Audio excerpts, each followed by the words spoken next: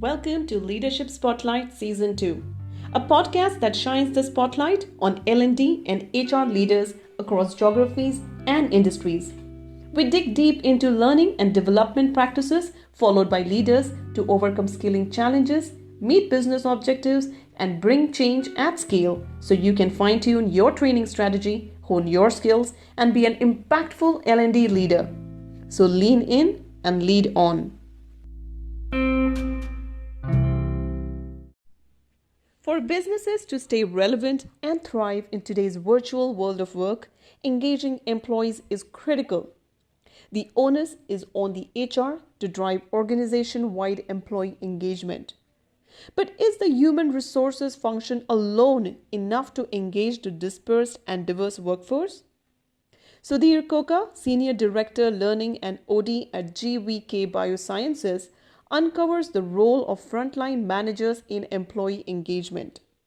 An L&D veteran with over 20 years of experience in training and development and a certified coach, Sudhir distills his expertise in managing HR, OD, and talent management interventions to share practical tips, tricks, and best practices on making employee engagement an everyday activity for line managers. Employee engagement has gained more importance than ever in the past 1 year alone as the world of work as we knew it underwent massive digital transformation at scale. So let's begin our conversation by uncovering the changing paradigm of employee engagement. So one thing I would like to emphasize is that employee engagement is not just a buzzword. Organizations with high degree of engagement among employees, they say, perform 3 times better than those with large proportion of disengaged or partially engaged employees. So how does it benefit an organization? So it enhances retention, productivity, customer experience, and overall profitability. So what I would like to reiterate is that employee engagement is not a HR objective. It is a business imperative. With that, yes, let's look at what is changing. Overall, if you look at it, organizations are going through unprecedented times due to COVID, and everybody's aware of it. And I feel that organization resilience, leadership ability and agility, HR strength, and employees' commitment, all these are tested, manifested, and also proved during tough times. During normal times, everything seems fine. It is during these times that all these get tested. And yes, we did experience unparalleled disruption and a paradigm shift in the way we think and act. However, organizations have also responded to the situations pretty well. However, those who have acted quickly, they have sustained, and many of them have also grown despite these challenges. But one of the biggest challenges had been how to engage employees with the new working models or the changing working models like work from home, work shift systems, distributed teams, virtual collaboration, etc. Organizations are definitely trying to find innovative ways to ensure that employees are engaged as well as connected. However, I would like to tell you one thing that has not changed. That is what leads to employee engagement. There are 2 factors. One is emotional commitment. That is, am I happy working here? Am I taken care of? Do I really enjoy working in these teams and doing this job? Am I happy with my role? That is emotional commitment. And the rational commitment, which is all about, if I stay here, if I work here, would it be good for me? Does it meet my aspirations? That is, does it meet my career goals? So these 2 have not changed. It is just that the parameters and contours have changed. The ways, the tools, and the means of engagement have changed. And this, I think each organization is looking at their ways of ensuring that these are addressed. So there surely has been a major shift in employee engagement. What I hear you say is while there are multiple things that have stayed the same, as you said, the contours have changed, it also calls for change in approach. Another thing you mentioned there, Sudhir, which I found very interesting was it's not just an HR objective, but a business imperative. So let's dig deeper into this piece. Who do you think is responsible for employee engagement? If it's not the HR alone, who else is? Well, I would say that the primary responsibility is with 3 groups, 3 teams. The first one is the leadership and management. They are responsible to build the right culture, the larger purpose, build the right environment, infrastructure, and the ecosystem. HR, yes, they are primarily responsible for the policies, the practices, the programs, defining the processes, and also ensuring the right platforms to drive employee engagement. So, what is important is what kind of employee experience are they able to provide? That becomes very critical objective for the HR. However, the most important, the main onus lies with the immediate manager or the line manager, who is primarily responsible for employee learning, career, and overall happiness. There could be a great organization, great HR policies, but what is required is the immediate manager's commitment to drive engagement amongst his or her teams. So, if you're establishing that line managers have such a key role to play, I would hazard a guess and believe that it's not explicitly mentioned in their KRAs or OKRs. Or I'm not even sure if it's even notionally known to managers that they have such a key role to play in the engagement piece. So, what's your opinion in the role of frontline leaders in bringing about employee engagement? So, I would like to talk about three myths. The first one is everybody feels that employee engagement is a HR job.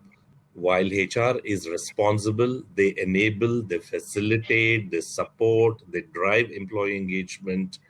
They also guide various teams on employee engagement. They run various programs, provide various platforms. However, the line manager is equally or sometimes more responsible for employee engagement. The second important thing is a lot of people, a lot of managers think, okay, employee engagement is not part of my piece, it's not part of my KRA. I'm responsible for managing delivery. I'm responsible for managing results. I'm responsible for managing my SLAs, right? However, they should understand that only if they are able to have an engaged team, they will be able to meet their deliverables consistently. They not only meeting their deliverables, they will be able to actually do much more than what they're meant for. They can actually create a customer delight. They can actually enhance their profits. They can also meet their SLAs much faster and in a much better way. So engagement, employee engagement is an integral part of manager's job. And the third important thing, myth is a lot of people think that, okay, I have a set of loyal employees. They're all engaged employees. The loyalty does not mean that they're engaged. Yes, they're committed, they do well, they perform well, but engaged employees, employee engagement means it is something beyond that. When you have an engaged employee, he goes extra mile. He uses his discretionary effort to do what is more than required as part of his job. So, what organizations or teams or managers need are these engaged employees and not just loyal employees who are just coming in, clocking in at their prescribed time and leaving when the time is over. Or they just deliver because the manager is pushing them. So, we managers need engaged employees, and that's when they will be successful. Now, why are they important? Because they are the key touch points. Employee meets the manager every day. If I let's say an employee is working for 8 to 9 hours in the organization, that is about one third of his day. So whom is he or she meeting regularly? It's his manager. So that's why the manager has the greatest impact on employee engagement and also the employee's perception about the overall organization. They say that employees who are supervised by highly engaged managers are 59% more likely to be engaged than those supervised by actively engaged or disengaged, actively disengaged or partially engaged managers. So that is why it is very, very critical element of manager's role. Understood. And what you said there, Sudhir, I will just tie back to a piece which is something we hear about so much, the Eon habit model of say, stay, and strive. And to me, then it looks like more than just ticking off some boxes, but a skill set. Are there some skills that frontline managers can cultivate so that employee engagement becomes a everyday activity versus something that they have to do just because it has been laid upon as an expectation? As I mentioned earlier, employee engagement is not something that is nice to have. It is integral to your business deliverables. It helps you to get sustained results or better results, or maybe find better ways of getting those results. And every manager is responsible and accountable for the team engagement. Let us look at how can a manager get there. Let's talk about five key dimensions which are related to employee engagement and every manager should know. The first dimension is credibility and trust. I think every manager should ask himself or herself, why should someone be led or managed by him or her? Am I credible?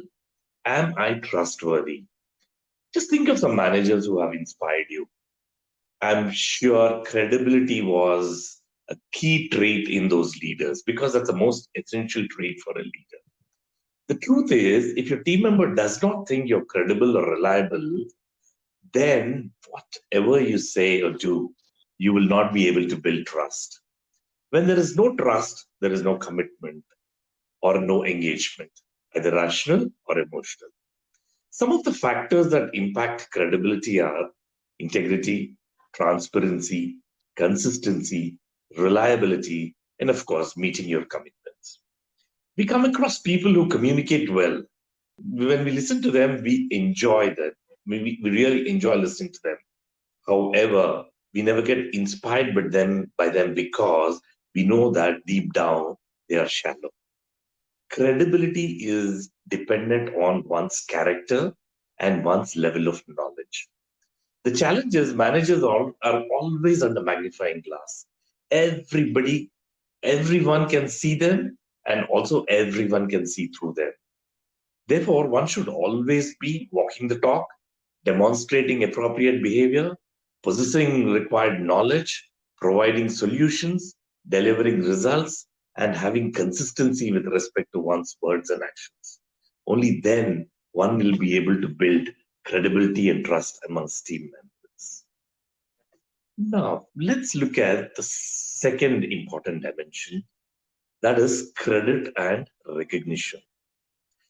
This has a great impact on building rational commitment.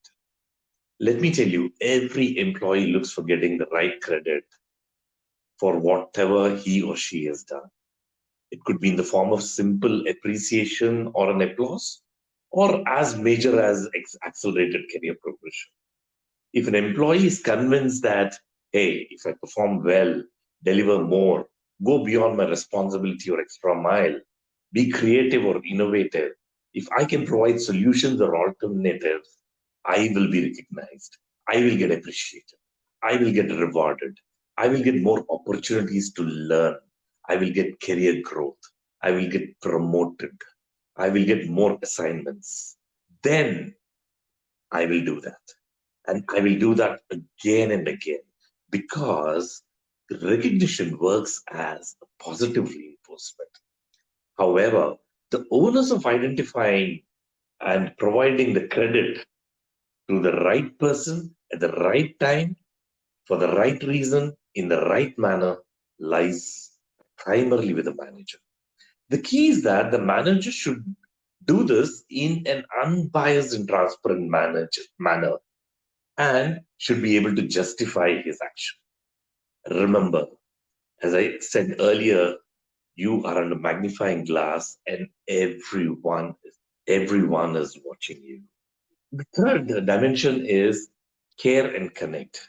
What we find is managers focus so much on deliverables that they forget that we are not dealing with inanimate things, but we are dealing with human beings with emotions. It is pertinent that we show empathy and treat everyone with respect. No one has the right to insult, ridicule, or abuse anyone. We want happy employees. We want them to be comfortable working with us. We want them to feel respected. Let me tell you, there are several opportunities that managers have to show that they care for their employees, for their team members, and they will connect. They are critical. Care and connect, primarily, they're critical for building emotional commitment. Many managers feel that if they are nice to team members, they take them for granted. and take advantage. Let me ask you a question.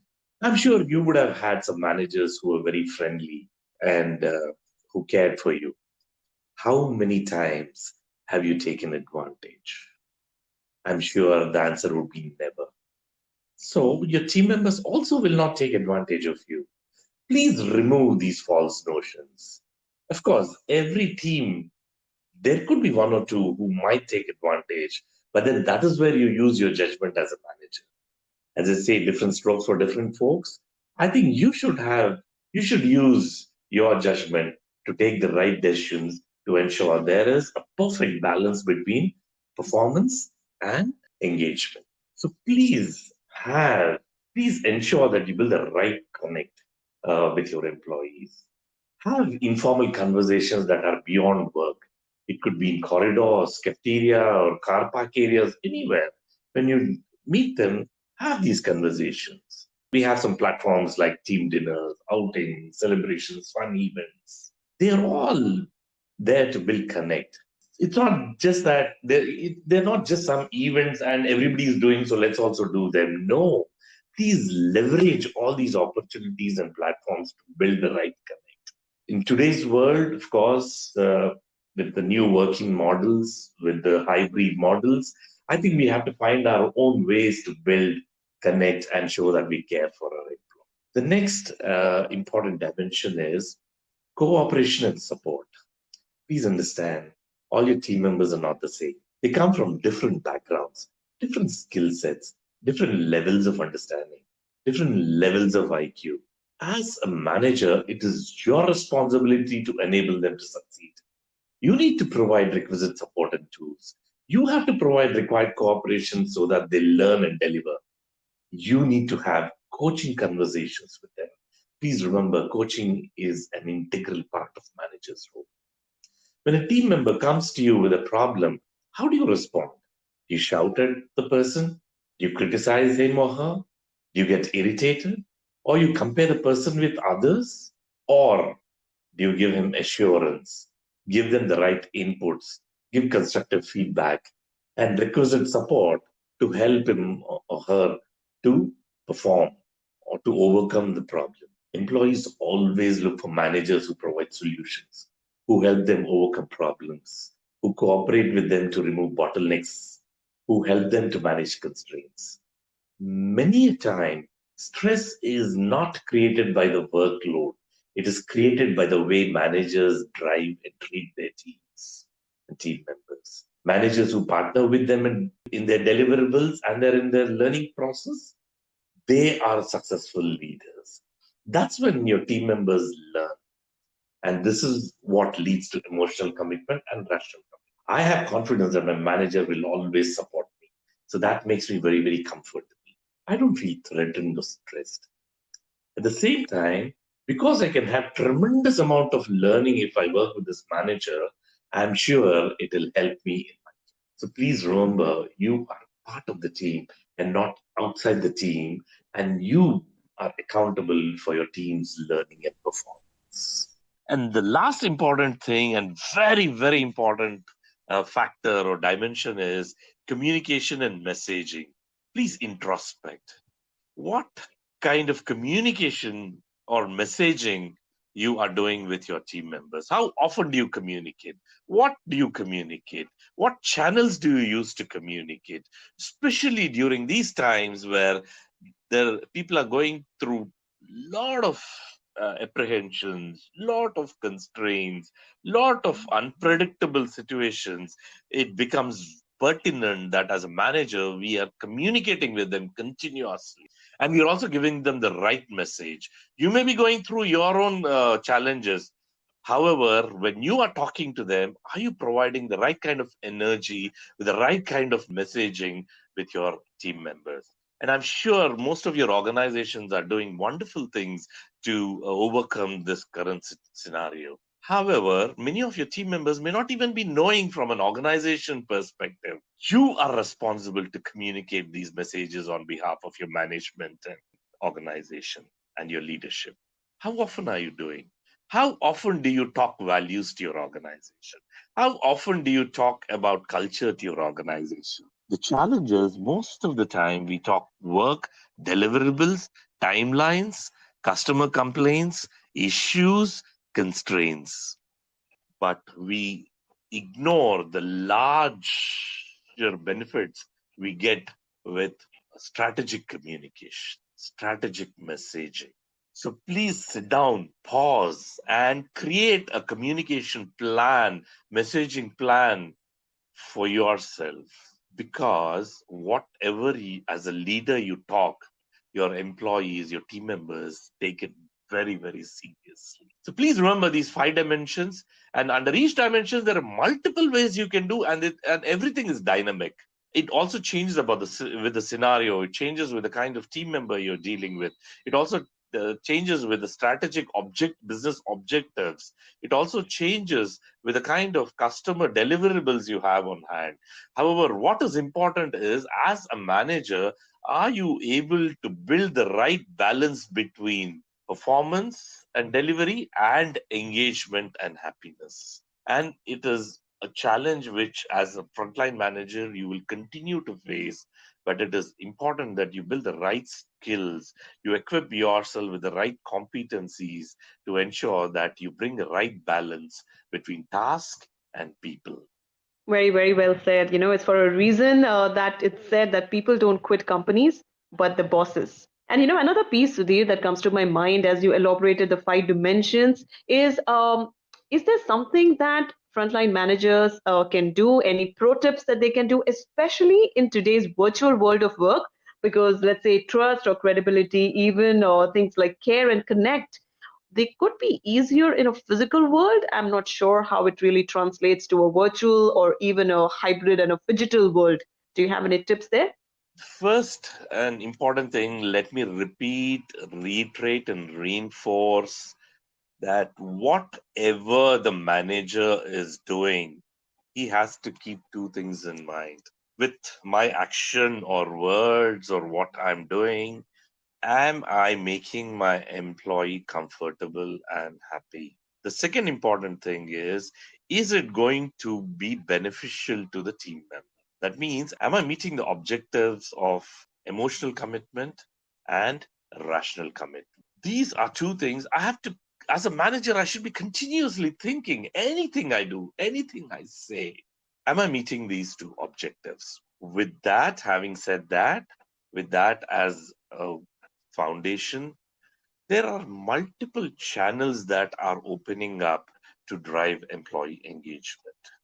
It could be social media, it could be channels, virtual communication channels, it could be Teams, Zoom, or there are multiple channels that are coming up. And the most important thing is, how often do I communicate and what do I communicate? That becomes very, very important. I will ask you a simple question. How many times, let's say one of your team members is suffering from COVID, how many times have you called him up or his family and checked how is he or she doing? Do we call him or her up and say, hey, when are you joining? Or do we ask, how are you doing? Is there anything I can do? Is there anything I can help? Very simple thing. But I think you should reflect how many times you have done.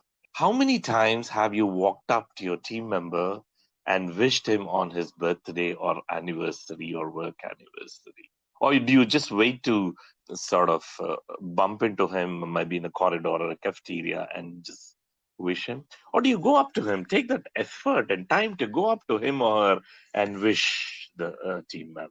Let me tell you, technology is there, multiple channels are there, different working models are there. But what is important is, what is your intent? That becomes very, very critical. If you have the right intent, right objective, then the methodology is just a means to the end. So while this current situation is creating new kind of scenarios, new ways of working, I think as a manager, each one of us should find our own ways, our own channels of doing these things. If you ask me, is there any one solution? I would say no. As a manager, are you able to think out of the box and ensure that you meet these 5 dimensions of credibility, credit, connect, cooperation, and communication? I would say find your own ways. There are multiple channels. Technology, you can leverage technology to do it. But I think what is important is you will have to find your own ways. True that. We're at the end of the podcast, Sudhir. And before I let you go, I would like to understand what is your leadership mantra, especially in light of employee engagement? How do you practice it every day in your life? As I was telling you earlier, what is important is the first thing I do is I assess, I evaluate whether what I'm doing or what I'm saying, am I able to strike the right balance between performance and delivery and engagement and employee comfort? So once I'm able to assess, gauge based on these 2 dimensions, I think the action, the direction becomes very, very clear. So please don't react. Please think and respond to situations. So that has always been my leadership mantra. Thank you so much, Sudhir, for your time and all the insights on employee engagement. I think it's such an important conversation we need to have, especially in this virtual world of work.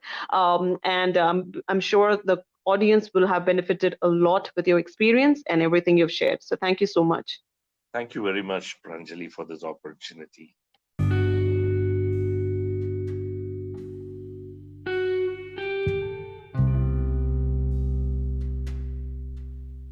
Thank you for tuning in to Leadership Spotlight.